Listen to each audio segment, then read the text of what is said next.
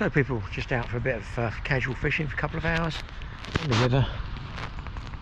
Lots of leaves coming down. What I'm trying to work out is not too many leaves, because what happens is one of the first leaves that comes down is from the ash, and there's been a lot come down early this year, so I've purposely put off the river fishing because I didn't want all the leaves on the line.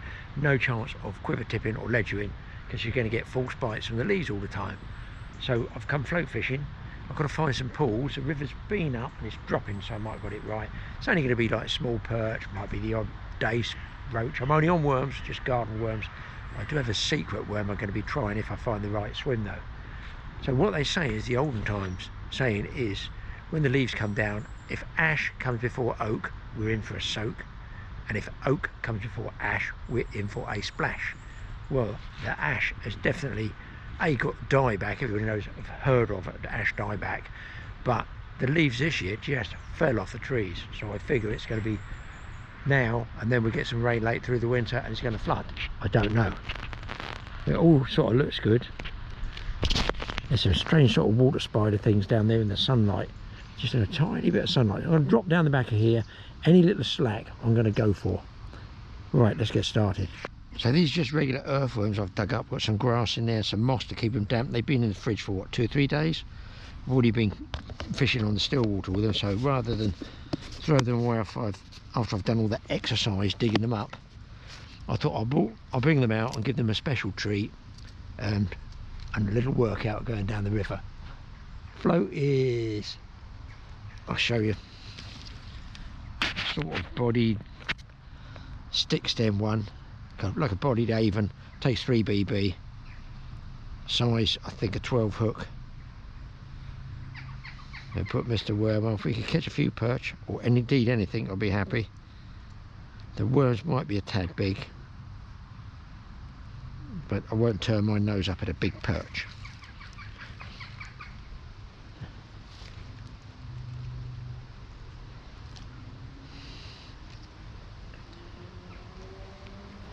There are chub in here as well. Few and far between nowadays, I think, from what I hear. Used to be good years ago. It's just a question of letting that float run down without going too fast. And there's weed, there's streamer weed, but I think it's more likely to be around slack areas that I might get a bite. And hopefully, you see the area I've picked, this actual piece of river, there might not be a lot of ash trees there, and the oaks here, you see it's oak trees, they're going to be a lot slower coming down, so I might just be able to sneak the float through on a few runs. I like to get it bumping the bottom, but of course you are running the risk of snagging.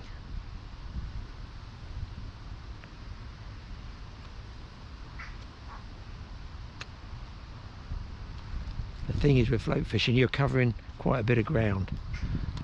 You've got to watch up above you. You see up here, when you lift your rod up, you don't get snagged up there. I've only got a couple of floats with me.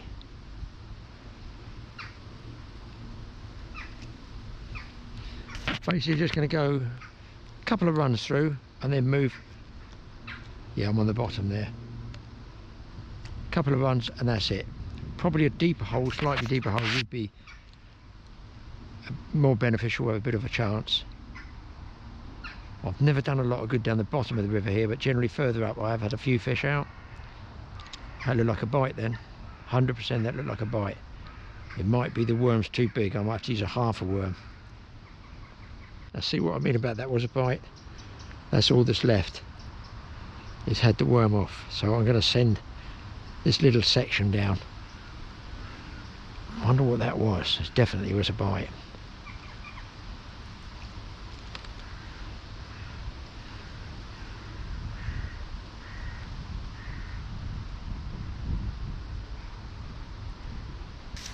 Just going down there. You probably won't see it with this camera.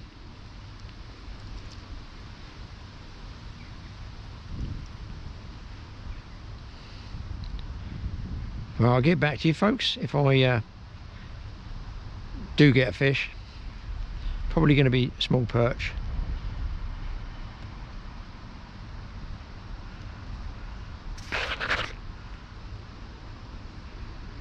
I think it's going to be small sections of worms rather than whole worms. Now there's a spot on fancy. You can see the main current's coming down here. Look at the speed of the leaves going down there. Doesn't look overly worn here, but there's a big slack over there. In fact, the leaves are actually going the other way. So if you were a fish, you wouldn't want to spend a lot of energy fighting this current, would you? You might want to come over there to grab some food and then go back in there to rest, as it were. So I'm figuring that area I'm going to have to spend a good 5 minutes running through. And of course the float stays there a lot longer. You know, you can see, look, I'm barely keeping pace with it. As closer I come, the more I'm going to pick the stream up.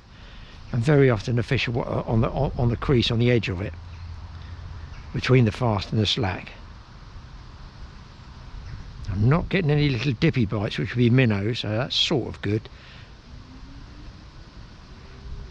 And you can move it now and then. That's a sort of area over the back there where you would get gudgeon, if there's any gudgeon left in the world. Years ago we'd do this, you'd be catching them. Oh, there's a bite, there's a bite. Is that a bite? No. I don't watch, there's a big tree over there, but of course perch do love snags. Oh, I felt that was lucky I didn't get snagged then.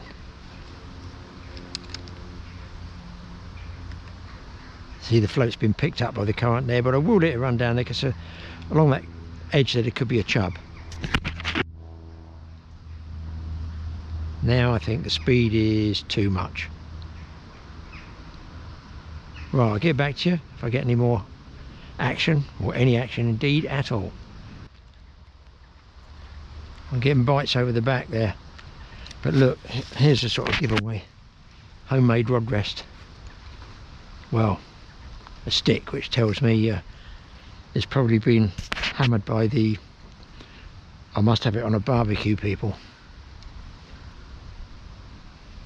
So lucky, probably that's all that's left in here is minnows.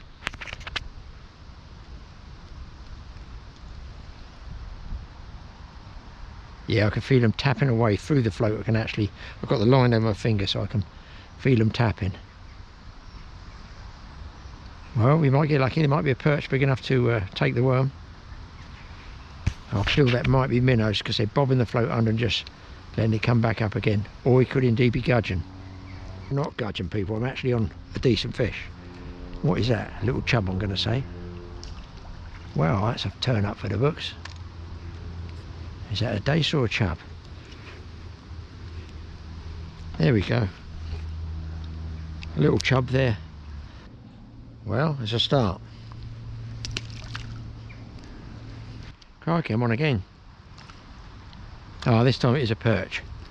Same worm, which is always nice. Only a little one. Rehook the same worm. I just chance an inch or two on the depth. And out again. Maybe, as I read it right, you know, this where it circulates back. The river's going down this way and that float's going to the right. So any bits of food will get, particles will get washed around that rather than scooted all the way down quickly.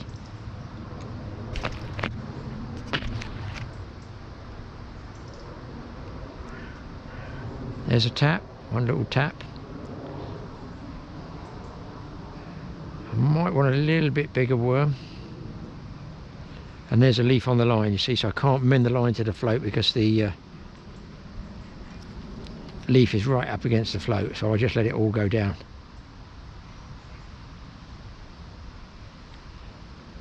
Well, there you go. It's all about perhaps reading the swims, if you can call it a swim. Oh, here we go. It's a species I said is rarity. See him in the sunshine. A gudgeon. And that's what happens when you used to drag worms, pieces of worms along the bottom, just along the riverbed. Get the conditions right, slow enough, a bit of a slack, and you would fill up catching these guys. Nice to see though. See what I mean about the leaves? It's just raining leaves now. More coming down, so. Oh, I didn't even know I had this fish on. Just looking at the leaves. Another what we call schoolboy perch. Gratefully accepted. Well, I dropped one fish and it was quite a decent one. And this feels like a better perch. Probably way better. So we don't, it's a swinger. I should net it, but we'll take a gamble. Look, there you are. That's a nice one. There he is.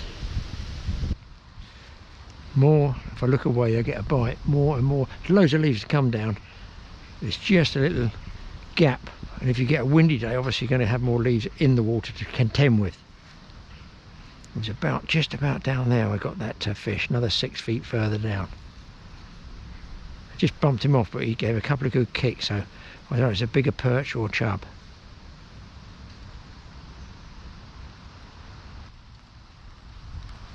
Have a small perch. That would be about the size I would expect to catch in here, to be honest, in fairness.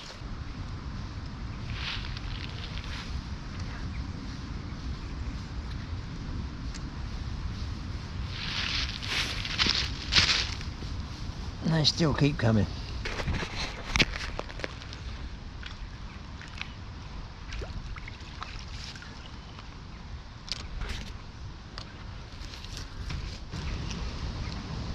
Sure, I have to say I've been pleasantly surprised by the fishing.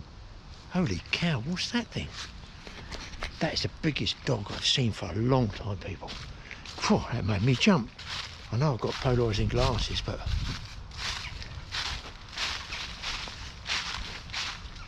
this is a nice dog, okay?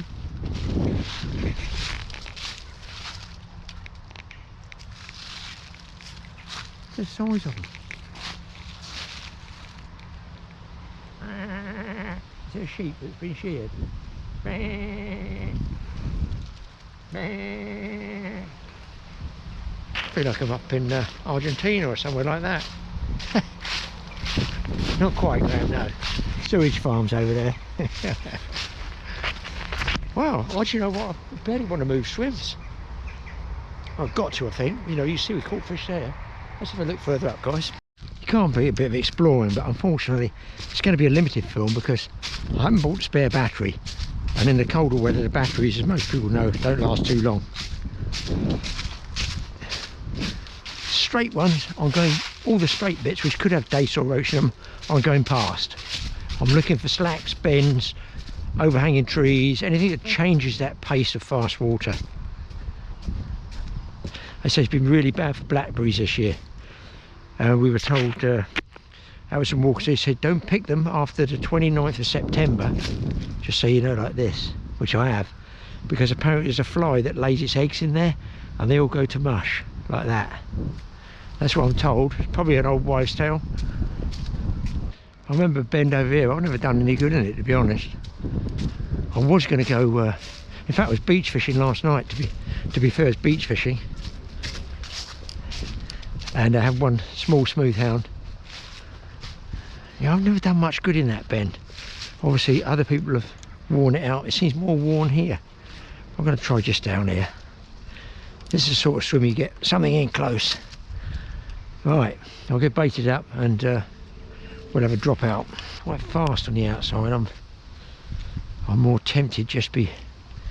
Oh, you see the float whizzing around there. I feel happier slower under there. That's deceptive, isn't it? You'd think this would be slow on the inside of this bend, but there's still a bit of current there.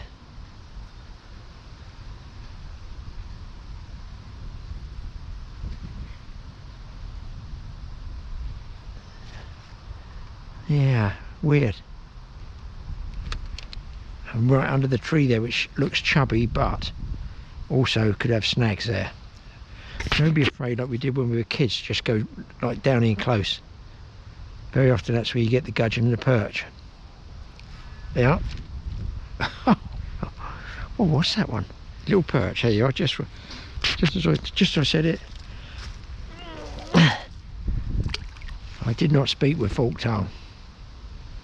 So nothing's changed for the last 60 or 70 years, just less fish, but they're going to hold up in the same sort of places.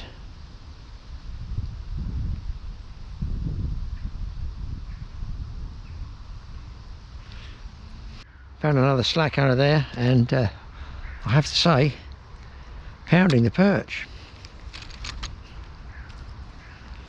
That one decent sized one, the others are all, you know, regular little perch. I just had a load more perch, people, so really, really good. But secret weapon. I did tell you I went beach fishing last night. I've got some ragworm left over, which is a saltwater worm, really aggressive, it pinches. I wonder if a piece of ragworm will be taken by a perch. We've got to try it. I brought them with me. I'm assuming they're still alive. They've been in the fridge. I have to wrap them in paper so they can have a good read. What a waste. These are like £9 to buy these things. Just half a pound. And that's a ragworm. Oh, I've got to feed him Mr. Perch. Trying to find one. You must have seen them on our sea films before. Really good beach bait. Keep them for a little while, not too long. Keep them for 4 days, 5 days. Keep changing the paper.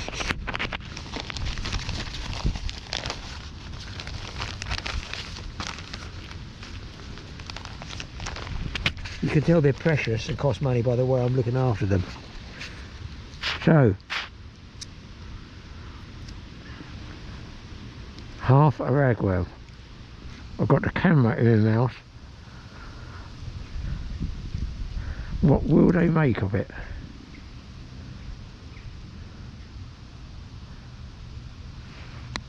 Right, give me a second. Out we go, because there's a little perch honey pot spot. Let's put the camera head down. Oh, not at the tree, please. This is an important experiment. So just down inside this tree there, it's a little slow a bit. And I've had 3 perch on earthworms there, so I'm wondering, will they take a saltwater ragworm or just ignore it? I don't want to catch them all, obviously, on earthworm and then go, oh, they won't take ragworm. So having had 3, I feel there's got to be another one at home. It's just dragging on the bottom at the moment. Well, I've been here 3 or 4 minutes where I was getting bites straight away or within a minute. They are not touching the ragworm. I'm kind of surprised at that, I have to say. I'm just down off the tip of the rod there. I'm not even getting bites and dips. So what I'll do is I'm going to try another piece of ordinary earthworm, because you can go sea fishing. Go sea fishing and you can catch sea fish on freshwater worms. Done it, been there, got the t-shirt. But the other way round is a bit strange. I'm right where the perch were. The bangs you can hear is where the Royal Engineers are blowing stuff up over at on a sort of range area they have for bridges. I think they just make bridges, they build bridges and they blow them up. There used to be good carp lake over there, I don't know what they do it now. Full of leany fish, you know, big ones. I never did a lot of good there. Big ones came out, photographed big ones over 30 pounds. Nice big wild looking fish. I'm not getting any bites. Big wild fish there. So just to illustrate the point, I've gone back to a section of earthworm, garden dug by my fair hand, and see if in fact the perch are there or whether I'd already caught them, and it's an unfair test because they won't take ragworm because I've caught them all. So we put this one down. I'm actually a great believer that there's a lot more smell on an ordinary dug earthworm rather than one that's in sort of peat and stuff like that. See if we can get a bite.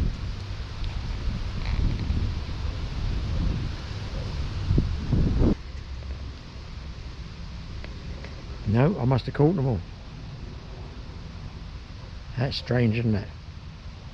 If I find another little spot, we'll have to try that ragworm again. Well, here's a funny little bit that I've never seen before. It's where a tree's gone over. Ripped the whole bank out here, look. I just left it in the middle. So what happens is the water hits that, scours around the outside, eats even more the footpath up. So they've got to put boards from here across to there and backfill it all. Obviously, they don't do anything. But it has made the speed pick up here and clean all the gravel. So it's a sort of nice little fishy spot. I wouldn't surprise me if there's something just in there for a few feet, like a wild trout or something like that. It's sketchy fish in there, but if I was a trout, that's where I'd be laying, for sure. You can see that, I thought Just mention it, see the whole trees come out, there's the roots, crash right across, and if anything it does actually look like an ash, and that is the ash die back and fall over. And there's leaves from these which I'm trying to beat at the moment. I knew there'd be a fish here, guys, just in that fast water. Mr. Gudgeon.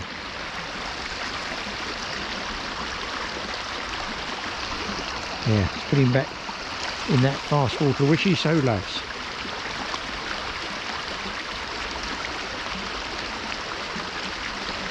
See the tiny section of worm I'm using there, and the float only lasts there a minute or two before it's swept away. You have to watch it and go down the snags. I'll keep it quite short and just hold it back a bit.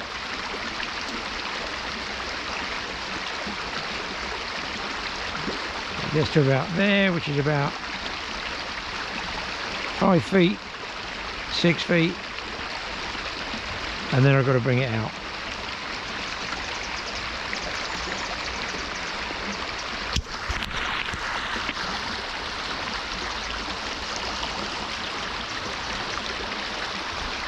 Amazing, you think that it will whoosh through, but I knew there was a sort of holding point just in there. Right, let's move on.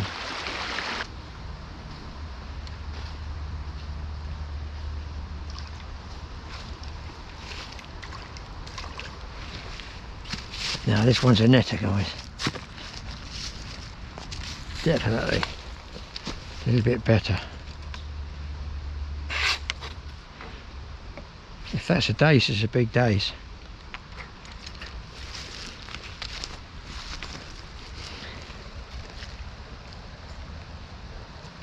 Get in. Got it. Up the tree as well. Lovely. I'm pretty sure that might be a big dace. That's a big fish. There we go, guys. Well, I'm still going on the perch, and they're not too bad a size. Look, palm size now. Nice olive green back.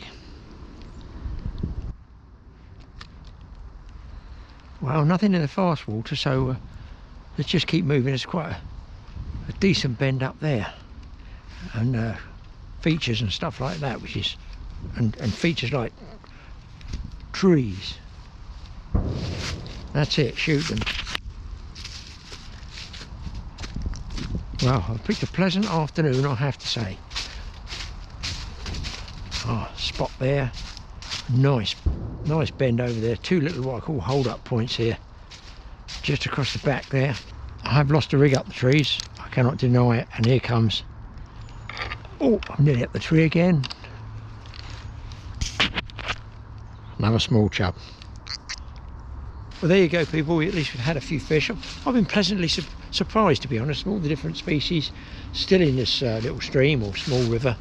It just shows you can go out there, dig some worms. You don't need loads of ground bait, maggots, casters, all that stuff. You probably would get some roach maybe with the casters and the maggots. Just pick the conditions right, i.e.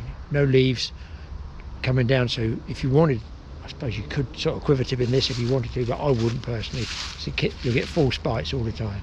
So you can see there's a lovely bit down here for running the float, long tossing all the way down. But time's getting on, a little bit of cloud at the back, now it's going to rain. So we'll get back into the totally awesome office and see what else we can find for you. But I've had a very pleasant little few hours in the afternoon.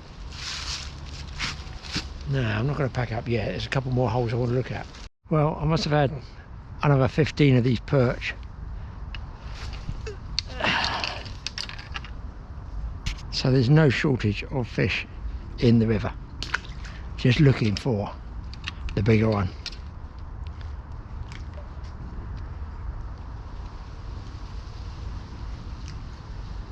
And lucky really, I've only lost one set of gear way further down.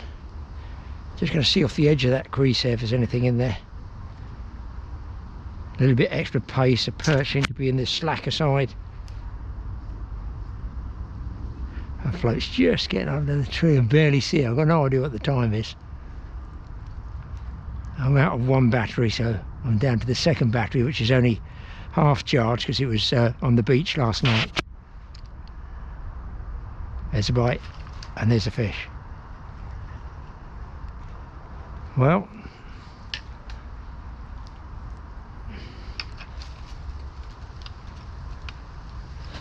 oh, come out.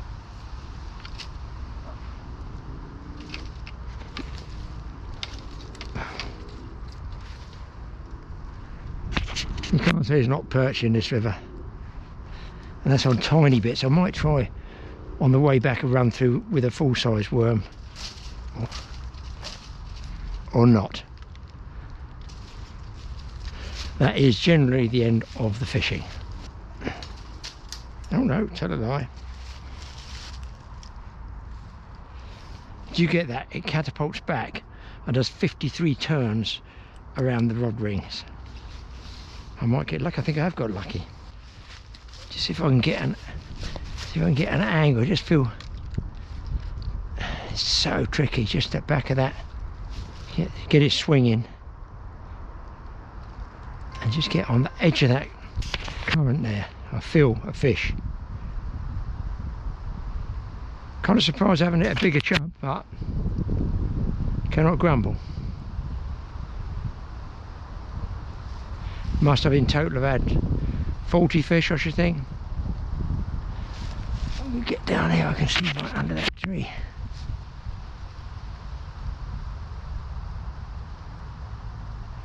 It's where I'd expect something like a dace to be. As soon as I come in that slack, I'm on.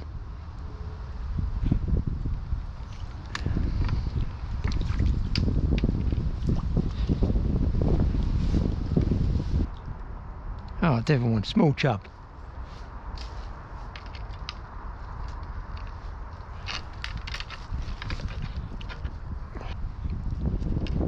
This really is the last cast.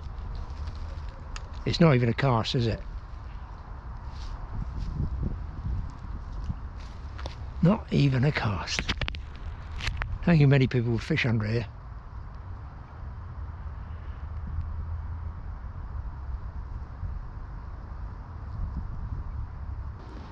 Because the longer the tail you put on the worm, the more chance you're going to miss it on the strike.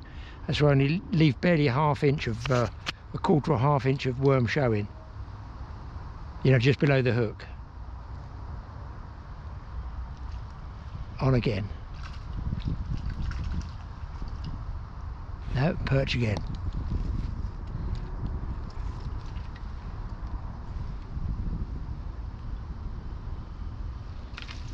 Missed him. Missed him. Got him. Yeah, that was the last cast, but here comes another one.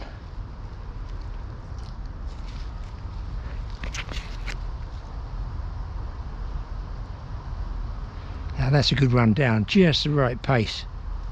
There.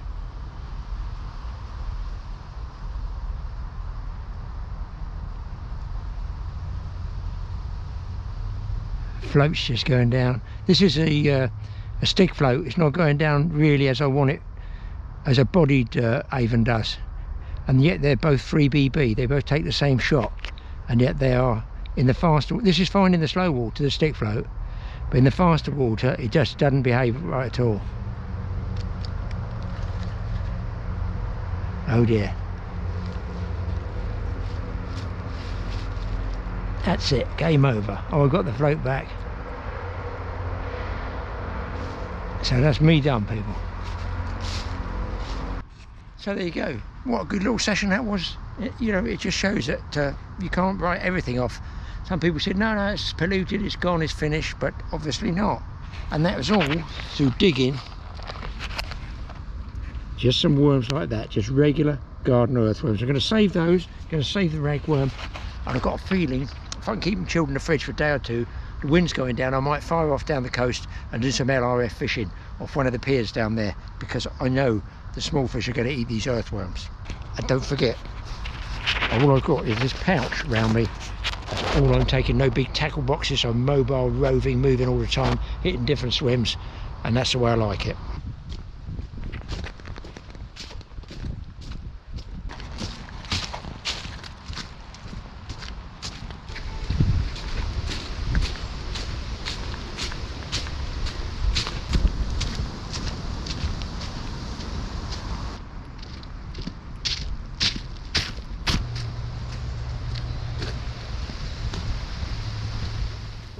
wasn't halfway bad. A little fishing trip really, wasn't it? I quite enjoyed it. It's a bit like schoolboy fishing on those streams. But you know what? Last week I put a film up, sort of having a rant about the state some of the rivers are getting in. Now, you say, hang on Graeme, but you just caught some fish in a small river. Now I think the secret there is so much structure in that river, almost overgrown, that the tiny little pockets I was fishing are where the fish are. And I'll tell you what I think the main thing is, where would and how could a cormorant land in there?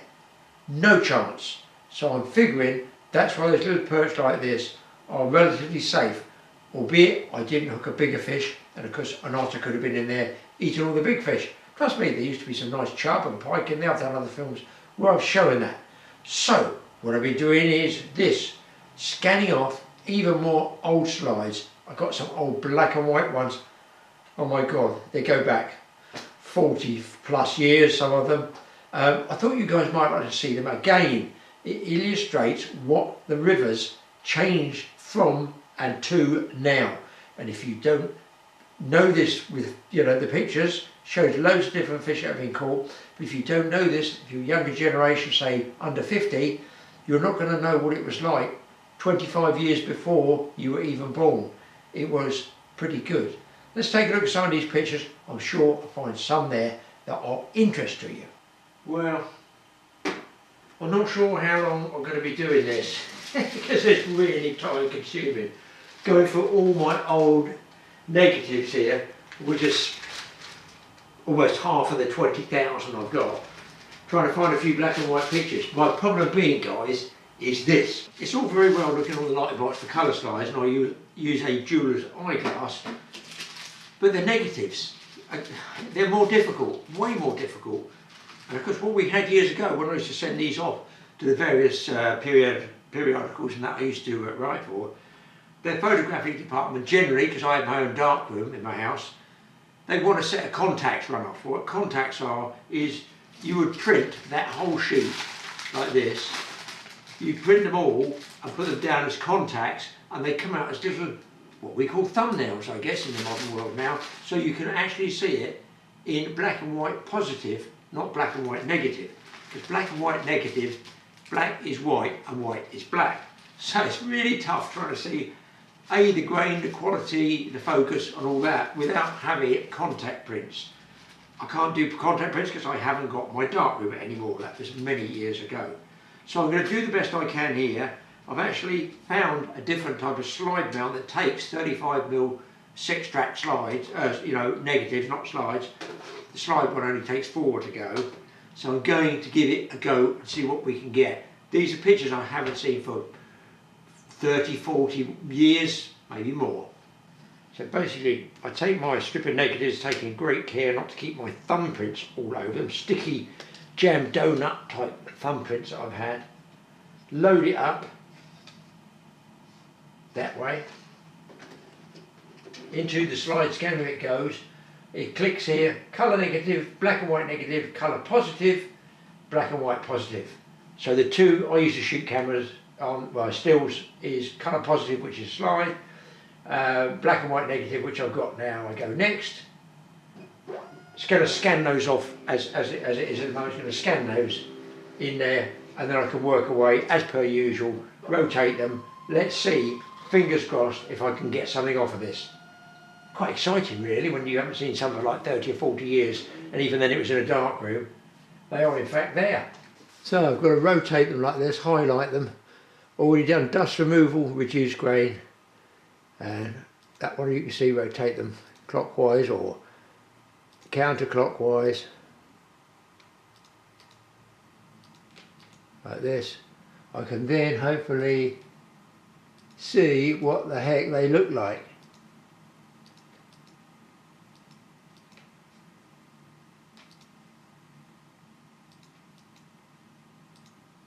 Right, I'm going to click on one of these. Looks like that one I'm fancying. I'm going to do them all, scan it off, and I'll get back to you guys and let you know if it comes out. Fingers crossed. Oh my god, it's actually that's what you call a decent chunk of a roach, isn't it? Look at that. I'll zoom in on that one for you. Well, well, well. I wonder if the gentleman there who caught the roach is still about. Who recognise him? There you go. So black and whites, I got a chance of doing it. Now I'm all keen. Now I want to get back over to the light box. See what I can find for you guys. Might make it a little bit interesting. So these are all really old pictures, these ones. Right, let's talk about it. Let's talk about the fact that the rivers are not maintained like they were years ago. Well, they were maintained by me personally and other friends we had as well, because we just went out there and did it ourselves with a variety of tools after work. And getting then there with chest waders, getting the weed out. Sure, they say, oh, you can't touch this, you can't do that. Sorry, I did, and others did as well. If you wanted decent fishing 30, 40 years ago, you didn't mind doing the graft to go with it. And there's a lovely swim behind me that I used to fish a small river for on the evening fishing for barbel. Cut back all the nasty nettles, everything. You just got to get in there and do it yourself, and that's the way it is. Sorry, it was done that way. And of course, it paid dividends as well, didn't it? Because Uncle Graeme had some very nice barbel fishing on this small stream. It was a club, and if nothing's being done, sorry, I got in there and did it myself. Anyway, it's one of those things that, you know, they say you can't do this, you can't do that, but you can see I've fished there. I'm actually now in there fishing for barbel, running a float down, and you can fish into the dusk as well. And listen, all that work I did clearing swims and stuff, it pays off in the end, and there you get it. Very, very good looking chap there, and a very chunky looking barbel. In fact, at one stage I believe I broke the club record there, but I'm not a club man myself. I'm not in any clubs at all. I don't really have any interest in them at all. But nevertheless, this is what the fishing looked like years ago. This is not some big ego trip from me, because it's just how it was. Now this is, I believe, Glenn Sutcliffe, who was the fishery manager of Throop Fishery on the Dorset Stour, who used to get in there and cut the weed, as I've mentioned in the other film, cut the weed and clear swims for anglers. His predecessor was Ernie Lee, who I fished there at the time with Ernie. Ernie would do an immaculate job for a good mile of fishing for anglers, cutting swims for anglers. And can you see what was done years ago? A black and white photograph, yes. Weed cutting machines. I mean, why is that not done now? It's beyond me. And of course, if the weed's cut, the anglers have got somewhere, a nice smooth place there to fish, this gentleman's got. All the rivers are pretty much the same. If you've got a nice place to fish that's clear, then of course you've got a good chance of hooking up barbel. I'm talking barbel and chub basically here. This one I've got a fish and a piece of branch on the end of it as well, so I imagine the branches come down from the storms. Look in the background, I think there's trees growing over there all along that bank. And of course what we used to, this is on the Dorset Stour, lower Dorset Stour, used to go around spotting fish a lot. Pair of polarising glasses, those are the old Foster Grant glasses, and you'd see the chub and the barbel. My secret bait of the time is now out there. It was hot dog segments. I've done it really well to fish just under 13 pounds on that. Chub as well, mostly chub we used to use cheese. Edam was my favourite. You would mould it into a paste and around a large wide gape hook, and we caught a lot of chub. And I don't know where these chub are now. Yeah, sure, I know there's some big chub still about. Look at the age of these tins. I've probably still got some in my tackle room now. Look, but you know, we had good fishing. Unhooking mats weren't invented way back then. I'm absolutely serious. There were no unhooking mats. As always with the barbel, put them back in, but look at the clarity of the gravel. That's why I've used this shot. I've got loads of pictures I could put any on. I've tried to pick the shots for you. The start of the decline, I would think, is something like those bulrushes being allowed to grow in the middle of the river, because they are just encroaching like crazy. I would have got them out. Nook and cranny fishing, you know, deep water in front of you, and that's, you know, less weed under there generally. Small streams, they're all getting choked. This one, I couldn't even get this picture nowadays. It's totally choked across. So the big rivers like this, you can see, were wide open. Patches of weed, channels have been cut through for anglers to fish, and that let us get the chub. Now this was my premier way of catching a chub.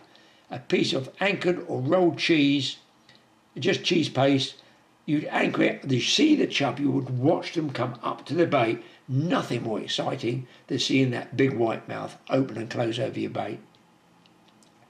I think this is the bottom end of the Stour, or what we call above the school bridge. We used to fish there a lot. All visual fishing, it's all visual fishing. And you can see you've got the glasses, you've got the old Foster Grants on there now. Years old, it's a pillared picture, you can see the pillars of blacks the other side. This is a friend, I don't know whether you want to count how many 3 pound, 2.5 to 3.5 pound chub there are, but there's a lot of chub. And of course we use keep nets as well. It was just a thing we did. Here's a very good looking chap, look. This is Startum Young. Anybody who watches TA Outdoors should recognise this gentleman immediately. That's my son, Mike, with a throop chub of about 3.5 pounds. So check his channel out, TA Outdoors. He's 34 now, I don't know, I've forgotten. That's what we're missing, people. Kids going on the rivers fishing. Now they want them there with 6 adults and a life jacket. Look in the foreground at the clarity of that gravel. Now, much of the gravel on the rivers is brown sludge. There's a channel that's been cut. I think this was a throop one. I'm not quite sure which swim it was. A lovely run there. We used to catch barbel and chub. Here is the throop swim, I think, looking upstream from the school bridge.